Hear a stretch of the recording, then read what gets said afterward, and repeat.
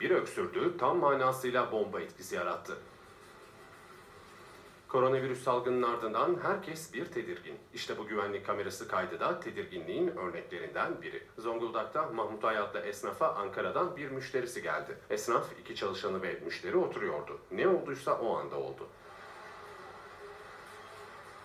Müşteri bir anda öksürdü. 2 çalışanı çil yavrusu gibi kaçtı. İş yeri sahibi ise montunu kafasına geçirip korunmaya çalıştı. Ben montuma sarıldım. Montumla yüzümü korudum. Arkadaşlarımla kaçtılar dükkandan. Diğer görüntülerde en hızlı kaçan arkadaşımız. Yeğenim. İlk zaten kaçan yeğenim. Evet. İkincisi Kerim Bey. Bununla alakalı bir kedi videosu izlemiştim. Kedi hapşırıyor, bütün kediler kaçışıyor.